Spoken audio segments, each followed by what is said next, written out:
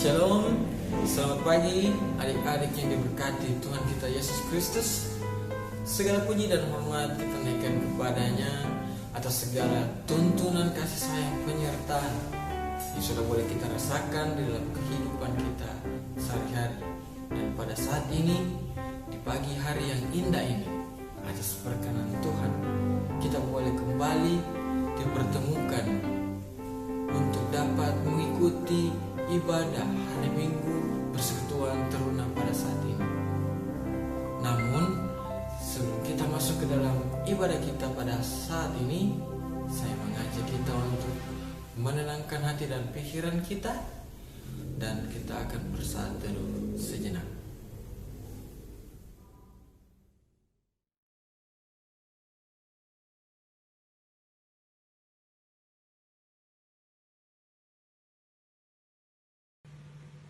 Teman-teman, mari kita menyanyikan lagu Mars Teruna. Bersemangat tanpa ragu-ragu, kami Teruna GPIB. Berkembang tumbuh di dalam Kristus dengan dasar iman teguh. Di kota dan yang ada di desa, Teruna satu adanya. Terus maju dan berkarya untuk gereja, bangsa, dan negara. Bersyukur dan selalu berdoa dalam suka dan duka.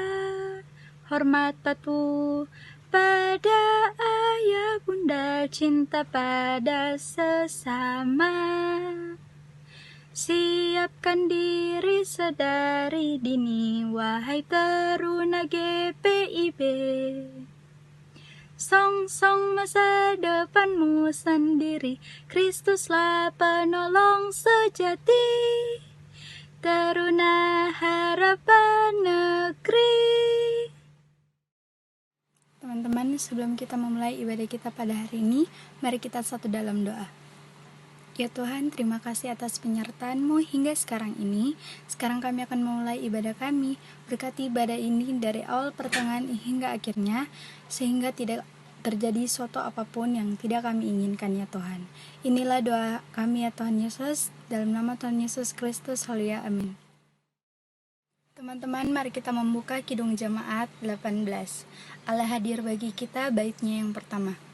Allah hadir bagi kita dan hendak memberi berkat, melimpahkan kuasa rohnya bagai hujan yang lebat. Dengan Roh Kudus ya Tuhan, umat-Mu berkatilah, baharui hati kami, oh curahkan kurnia. Teman-teman, sebelum kita membaca firman Tuhan, mari kita berdoa. Tuhan Yesus, pada hari ini kami akan membaca firman-Mu. Berikanlah kami hikmat supaya kami mengerti apa maksud dari firman-Mu. Dalam nama Tuhan Yesus, kami sudah berdoa. Amin. Pembacaan kita hari ini dari 1 Korintus 1 ayat 1-9. 1 Korintus 1 ayat 1-9. Mari membaca bersama. Dari Paulus yang oleh kehendak Allah dipanggil menjadi Rasul Kristus Yesus, dan dari Sostenes saudara kita, kepada jemaat Allah di Korintus, yaitu mereka yang dikuduskan dalam Kristus Yesus dan yang dipanggil menjadi orang-orang kudus, dengan semua orang di segala tempat yang berseru kepada nama Tuhan kita, Yesus Kristus, yaitu Tuhan mereka dan Tuhan kita. Kasih karunia dan damai sejahtera dari Allah Bapa kita dan dari Tuhan Yesus Kristus menyertai kamu. Aku senantiasa mengucap syukur kepada Allahku karena kamu atas kasih karunia Allah yang dianugerahkan kepada kamu dalam Kristus Yesus. Sebab di dalam Dia kamu telah menjadi kaya dalam segala hal, dalam segala macam perkataan dan segala macam pengetahuan, sesuai dengan kesaksian tentang Kristus yang telah diteguhkan di antara kamu. Demikianlah kamu tidak kekurangan dalam suatu karunia pun, sementara kamu menantikan pernyataan Tuhan kita Yesus Kristus. Ia juga akan meneguhkan kamu sampai kepada kesudahannya, sehingga kamu tak bercacat pada hari Tuhan kita Yesus Kristus. Allah yang memanggil kamu kepada persekutuan dengan anaknya, Yesus Kristus Tuhan kita adalah setia. Demikianlah pembacaan Alkitab kita pada hari ini. Adik-adik yang terkasih dalam Tuhan kita Yesus Kristus, tadi kita sudah membaca bersama firman Tuhan kita yang terambil dari kitab Perjanjian Baru, yaitu dari kitab 1 Korintus pasal yang pertama, ayat yang pertama sampai dengan ayat yang ke-9. Nah, kitab 1 Korintus ini merupakan salah satu surat Rasul Paulus yang ia tulis selama kurang lebih 3 tahun dalam masa perjalanan misinya yang ketiga di kota Efesus. Dan ketika dia berada di kota Efesus, dia mendengar tentang situasi kondisi jemaat di Korintus pada saat itu. Utusan dari jemaat Korintus datang kepadanya membawa surat dalam rangka untuk meminta petunjuk dari Rasul Paulus tentang masalah dan pergumulan yang jemaat Korintus hadapi pada saat itu, yaitu bagi jemaat Korintus yang masih tetap hidup dalam kehidupan duniawi.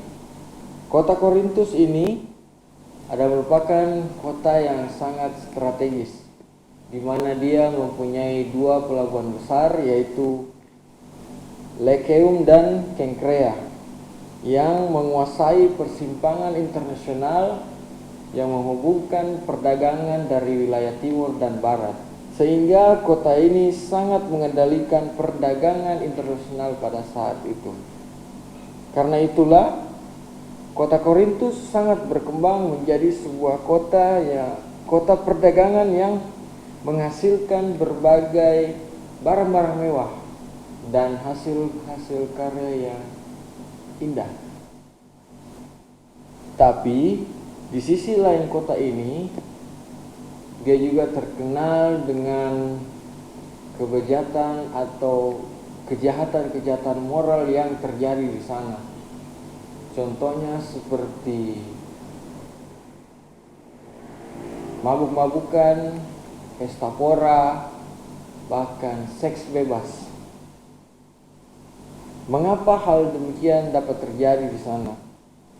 Hal itu dikarenakan situasi strategis dari kota Korintus tersebut. Orang-orang atau masyarakat yang beragam latar belakang, tradisi, atau bahkan kebiasaan hidup yang berbeda-beda yang datang ke kota Korintus itu sangat mempengaruhi kehidupan masyarakat pada saat itu. Nah, hal ini menjadi sebuah tantangan bagi kehidupan persekutuan jemaat di Korintus pada saat itu. Keberagaman yang seharusnya menjadi kekayaan di tengah jemaat Korintus justru menjadi hambatan bagi jemaat untuk bersatu. Bahkan jemaat Korintus pada saat itu terancam terjadi perpecahan. Dan tidak hanya itu, kehidupan di jemaat Korintus juga diperhadapkan dengan munculnya banyaknya para pengajar-pengajar palsu yang hadir di tengah-tengah kehidupan jemaat. Nah, karena itulah Rasul Paulus menulis surat ini dalam rangka membantu jemaat untuk menyikapi berbagai masalah dan pergumulan yang dihadapi jemaat. Secara khusus memberikan panduan yang baik dan benar tentang sikap hidup orang Kristen di tengah-tengah masyarakat yang penuh dengan kejahatan, yaitu agar di jemaat Korintus dapat bersama menjaga kesatuan jemaat dan bahkan secara khusus menjaga imannya agar tetap hanya kepada Yesus Kristus saja. Surat 1 Korintus pasal yang pertama, ayat yang pertama sampai ke-9 ini merupakan teks yang terbagi menjadi dua bagian. Yang pertama itu adalah merupakan pembuka yang berupa salam yang disampaikan dari Rasul Paulus kepada jemaat di Korintus. Namun salam ini bukan sekedar salam saja, tapi di dalamnya mengandung suatu pesan yang bermakna bagi kehidupan jemaat di Korintus pada saat itu. Kita lihat pada ayat yang pertama, Paulus meyakinkan jemaat bahwa tugas tanggung jawab yang ia jalankan adalah merupakan penugasan ilahi. Dia menegaskan bahwa dia adalah Rasul Yesus Kristus. Dia adalah utusan Allah. Mengapa Rasul Paulus melakukan hal ini? Itu karena dia lakukan dalam rangka menghadapi para pengajar-pengajar palsu yang hadir pada saat itu di tengah-tengah kehidupan jemaat. Dan di ayat yang kedua, Paulus menegaskan dan menjelaskan mereka, dalam hal ini jemaat Korintus yang telah dikuduskan oleh Allah dan yang sudah menerima status baru, yaitu menjadi milik Allah. Paulus memperingatkan dengan status baru tersebut, jemaat harus berperilaku yang mengarah kepada kehendak Allah, bukan kepada kehidupan duniawi. Dan pada pembuka yang terakhir di ayat yang ketiga, Rasul Paulus menutup dengan doa. Paulus berdoa memohon berkat untuk jemaat di Korintus pada saat itu, agar supaya kemurahan Allah melalui kasih karunia-Nya dapat selalu menyertai kehidupan jemaat untuk merasakan dan menghadirkan damai sejahtera Allah. Bagian yang kedua dari teks ini, yaitu pada ayat yang ke-4 sampai yang ke-9, ini merupakan inti pengajaran iman Kristen yang harus diketahui dan dipahami dengan baik dan benar oleh semua jemaat Korintus, yang merupakan penjabaran tentang status yang telah dikuduskan tadi. Pada ayat yang ke-4 sampai yang ke-7, Rasul Paulus di sini mengucap syukur atas kasih karunia Allah yang dianugerahkan dalam kehidupan jemaat di Korintus, supaya jemaat dapat tetap hidup di dalam kebenaran Allah dan juga memberitakan kebenaran itu kepada mereka yang masih hidup di dalam kehidupan duniawi. Dan karunia itu harus terus digunakan di dalam kehidupan jemaat supaya dapat mendatangkan kebaikan sampai Kristus datang kembali. Di ayat yang ke-8 dan yang ke-9, Rasul Paulus memberikan kekuatan dan pengharapan kepada jemaat. Dia mengatakan bahwa dia menegaskan Allah yang telah memberi atau menganugerahkan karunia kepada mereka adalah Allah yang setia. Dia tidak akan meninggalkan umatnya untuk melakukan pekerjaan-pekerjaan karya Allah di tengah-tengah dunia ini sendiri. Jadi Paulus menegaskan di sini pada ayat yang ke-9 khususnya, Allah itu adalah Allah yang setia. Dia akan tetap menyertai, menuntun, menopang kita di dalam melakukan segala pekerjaan karya Allah di tengah dunia.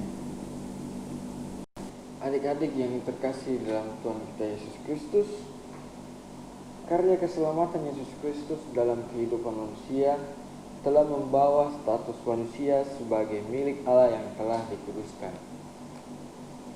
Nah, dalam hal ini status baru yang sudah kita terima dari Allah, yaitu menjadi milik Allah, di sini menuntut kita untuk mengarahkan seluruh perilaku kehidupan kita kepada kehendak Allah. Dalam artian kita tidak boleh kembali kepada kehidupan kita yang lama. Kesadaran akan status sebagai milik Allah itu harus membuat orang-orang percaya merasa bersyukur dengan selalu hidup dengan melakukan kehendak Allah sebagai saksi Yesus Kristus. Kekayaan karunia yang dianugerahkan Allah dalam hidup orang percaya mengandung sebuah pemberian tugas tanggung jawab lewat setiap karunia yang dimiliki atau yang telah diberikan Allah kepada kita. Nah, di sini kita dituntut lewat status baru tadi harus ada aksi atau sesuatu atau perbuatan, buah yang dihasilkan dari status baru atau karunia yang dianugerahkan kepada kita. Karena setiap orang diberikan karunia yang berbeda-beda. Namun karunia itu tidak semata-mata dinikmati oleh diri kita sendiri. Karena tugas tanggung jawab panggilan kita itu adalah mempergunakan karunia yang sudah dianugerahkan kepada kita, menampakkan atau memperlihatkannya di dalam kehidupan kita agar supaya karunia itu boleh menjadi berkat di dalam setiap kehidupan orang lain yang berada di sekitar kita. Dan juga karunia yang sudah dianugerahkan kepada kita itu kita harus pergunakan untuk memuji dan memuliakan nama Tuhan. Nah, dalam menjalankan tugas sebagai saksi Kristus, kita itu harus tekun, harus setia, harus taat kepada kehendak Allah. Karena dalam menjalankan tugas tersebut, pasti kita akan bertemu dengan berbagai tantangan dan kesulitan. Karena diteguhkan atau menerima status baru dari Allah yang menyatakan kita sebagai miliknya, atau bahkan sudah menerima karunia yang sudah dianugerahkan kepada kita, itu tidak melepaskan kita dari tantangan dan kesulitan yang kita hadapi dalam menjalankan tugas panggilan kita. Justru di sini kita mau diajarkan bahwa tantangan dan kesulitan itu tidak boleh atau tidak perlu membuat kita orang percaya menjadi takut dan menyerah. Kita harus kuat. Karena kalau kita tidak kuat, kita akan jatuh. Untuk itu kita harus percaya kepada tuntunan penyertaan Tuhan seperti yang dikatakan atau yang diajarkan kepada oleh Rasul Paulus tadi, yaitu karena Tuhan kita Yesus Kristus yang sudah mengutus kita menjadi saksinya akan selalu setia menyertai dan memberikan kekuatan di tengah-tengah berbagai tantangan dan rintangan yang kita hadapi. Nah, sekarang bagaimana cara kita membawanya ke kehidupan kita sehari-hari.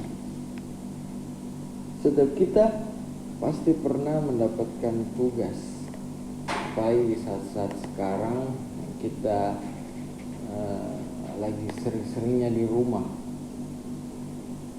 Pasti kita diberikan tugas dalam hal pekerjaan di dalam rumah. Nah, ketika kita diberikan tugas, lebih enak mana? Mengerjakannya dengan penuh sukacita atau mengerjakannya dengan hati yang terpaksa? Tentunya dengan mengerjakan sesuatu hal dengan sukacita, pasti itu akan lebih baik. Karena ketika kita melakukan sesuatu dengan hati yang terpaksa, hasilnya pasti akan buruk, akan tidak baik, dan juga tidak akan menjadi berkat bagi kita dan bagi orang lain. Sebaliknya, ketika kita melakukan sesuatu hal dengan hati yang penuh sukacita, itu pasti akan menghasilkan sesuatu yang baik dan akan menjadi berkat bagi kita dan bagi kehidupan orang lain juga. Nah, satu poin yang penting yang kakak mau angkat di dalam bacaan kita ini adalah bersyukur atas segala anugerah yang sudah Tuhan berikan kepada kita di dalam kehidupan kita. Kenapa kakak bilang bersyukur? Karena dengan rasa syukur itu membuat kita menemukan atau dapat menguatkan diri kita sendiri di tengah berbagai rintangan dan tantangan. Rasa syukur juga membuat kita untuk tidak mudah mengeluh di dalam melakukan atau mengerjakan sesuatu hal, khususnya di dalam tugas panggilan kita sebagai saksi Kristus. Dan dengan mengucap syukur juga kita akan menemukan apa sebenarnya kehendak Allah yang terbaik dalam kehidupan kita. Nah, adik-adik yang kekasih, menjadi saksi Kristus adalah bagian yang tidak terpisahkan di dalam kehidupan kita. Mengapa demikian? Karena kita sudah menerima karya keselamatan melalui Yesus Kristus dalam hidup kita yang telah dikuduskan. Tugas sebagai saksi Kristus, ketika kita menganggap itu menjadi beban di dalam kehidupan kita, itu pasti akan terasa berat. Coba kita ganti beban itu, kita melihat tugas panggilan itu menjadi suatu anugerah dalam kehidupan kita. Pasti semuanya akan terasa ringan. Kita bisa lihat di Yeremia pasal yang ke-17.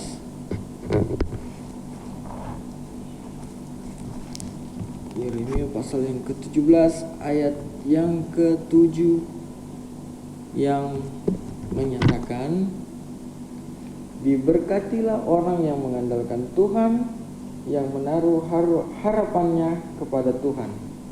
Dan juga pada Filipi 4 ayat yang ke-13, segala perkara dapat kutanggung di dalam Dia yang memberikan kekuatan kepadaku. Nah, di sini kita diajarkan untuk selalu tetap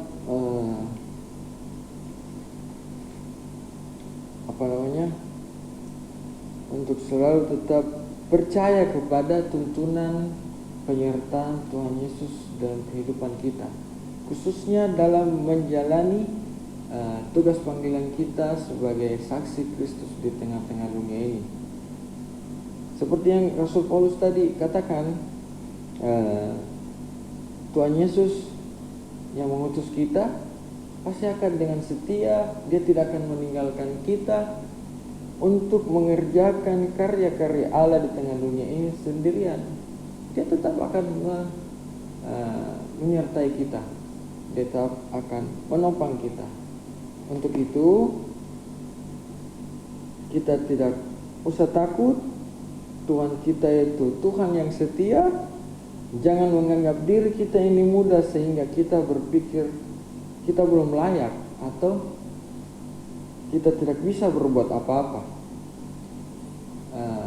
Pergunakanlah seluruh talenta, seluruh karunia yang sudah diberikan Tuhan kepada kita agar dapat menjadi berkat dalam kehidupan kita, untuk menjadi berkat untuk orang lain di sekitar kita, dan mempergunakan karunia itu untuk memuji dan memuliakan nama Tuhan.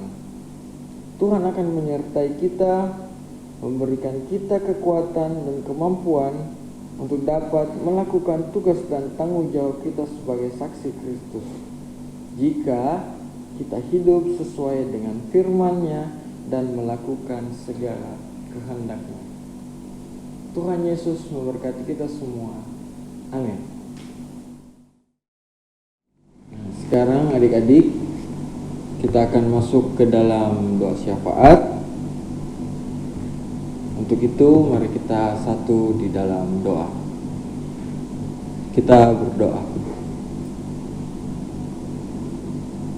Allah Bapa yang baik, Bapa yang bertata dalam kerajaan sorga, terima kasih ya Tuhan atas segala waktu, kesempatan yang sudah Kau berikan kepada kami pada hari ini, pada saat ini.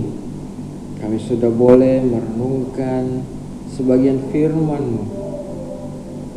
Biarlah firman yang sudah kami baca, renungkan tadi, itu boleh kami terapkan di dalam kehidupan kami masing-masing. Biarlah Kau tetap mau mengajarkan kami untuk dapat menjadi saksi Kristus di dalam setiap kehidupan kami. Ajarlah kami untuk tetap selalu mengucap syukur di dalam segala hal apapun, untuk dapat selalu melakukan tugas tanggung jawab panggilan kami dengan baik. Terima kasih ya Tuhan, terima kasih. Dan pada saat ini kami akan berdoa buat kehidupan adik-adik pelayan kami, dengan segala apa yang mereka lakukan dan kerjakan di dalam setiap hidup dan kehidupan mereka sehari-hari, baik di dalam pendidikan ataupun dalam segala pelayanan yang mereka lakukan. Engkau memberkati mereka, Engkau menyertai mereka, apapun yang menjadi kerinduan mereka, Engkau melihat itu semua dan menjadikan itu semua menjadi suatu anugerah kasih Tuhan yang boleh mereka terima dalam kehidupan mereka. Bapa yang bertata di kerajaan surga, berkati setiap kehidupan mereka, anugerahkan mereka juga kekuatan, kesehatan, agar dapat melewati dan menjalani kehidupan mereka sehari-hari dengan baik. Ya Tuhan Yesus, kami juga mau berdoa untuk kehidupan orang tua adik pelayan kami dalam segala hal apapun yang mereka lakukan dan kerjakan dalam kehidupan mereka.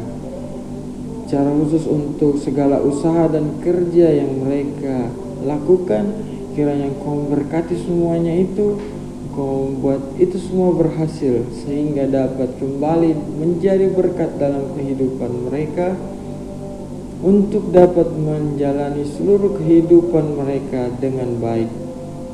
Bapa yang bertata di kerajaan surga, saat ini kami juga mau berdoa untuk gereja-Mu di muka bumi ini, secara khusus untuk gereja GPIB Betania.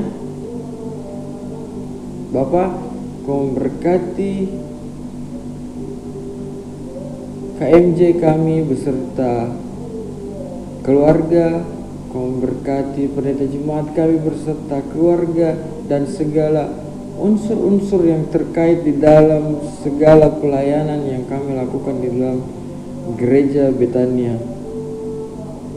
Kiranya Engkau memberkati pelayanan kami, kiranya Engkau mau berkenan akan pelayanan kami, sehingga pelayanan yang kami lakukan itu dapat menjadi berkat di dalam setiap kehidupan kami, khususnya di dalam kehidupan berjemaat kami ya Tuhan. Dan secara khusus di masa-masa pandemi ini, biarlah kami dapat benar-benar menjalankan tugas tanggung jawab panggilan kami untuk menjadi berkat bagi orang lain dan menjadi saksi Kristus di tengah-tengah dunia ini. Bapa yang bertata dalam kerajaan surga, saat ini kami juga mau berdoa untuk kehidupan bangsa dan negara kami yang pada saat ini masih dalam pergumulan untuk pandemi dan mengatasi virus COVID-19 ini ya Bapa. Kiranya Engkau memberkati pemerintah, aparat, tim paramedis, relawan, dan siapapun yang terjun langsung untuk mengatasi permasalahan ini ya Tuhan. Kiranya Engkau memberkati setiap mereka, Engkau memberikan mereka kekuatan, kesehatan, Kau mampukan mereka, memberikan mereka hikmat agar dapat melakukan setiap tugas tanggung jawab pekerjaan mereka dengan baik, sehingga pada saat yang Tuhan tentukan nanti permasalahan COVID-19 ini boleh dapat teratasi dengan baik, dan kami dapat menjalani seluruh kehidupan kami lagi dengan baik ya Tuhan. Bapa yang bertata dalam kerajaan surga, seluruh kehidupan kami serahkan ke dalam tangan pengasihan-Mu. Inilah doa dan ungkapan syukur hati kami, doa dan permohonan kami. Bapa, kiranya Engkau mendengar dan menjawab doa kami ya Tuhan. Sempurnakanlah doa kami ini, karena doa kami ini kami bawa hanya di dalam nama anak-Mu Yesus Kristus, Tuhan dan Juru Selamat kami yang hidup, yang sudah mengajarkan kami berdoa bersama-sama. Bapa kami yang di sorga, dikuduskanlah nama-Mu, datanglah kerajaan-Mu, jadilah kehendak-Mu di bumi seperti di sorga. Berikanlah kami pada hari ini makanan kami yang secukupnya, dan ampunilah kami akan kesalahan kami, seperti kami juga mengampuni orang yang bersalah kepada kami. Dan janganlah membawa kami ke dalam pencobaan, tetapi lepaskanlah kami daripada yang jahat. Karena Engkaulah yang punya kerajaan dan kuasa dan kemuliaan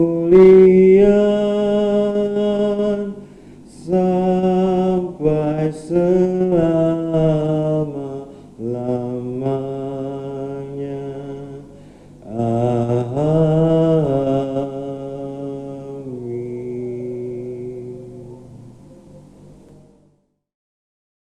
Teman-teman, mari kita menutup ibadah kita pada hari ini dengan menyanyikan lagu dari Kidung Jemaat nomor 402, Kuperlukan Juru Selamat, baitnya yang pertama.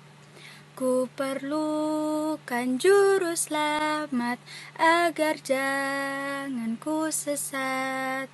Selalu harus ku rasakan bahwa Tuhanku dekat.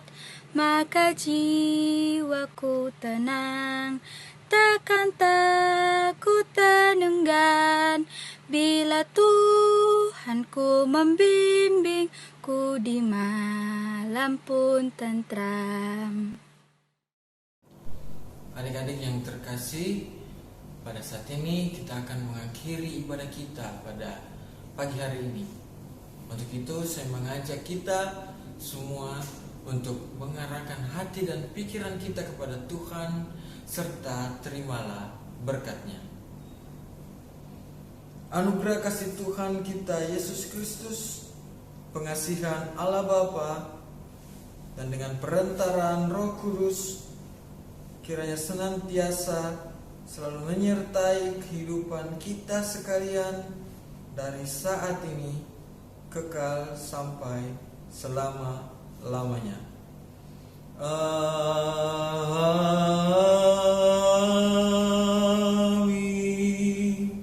Amin. Amin.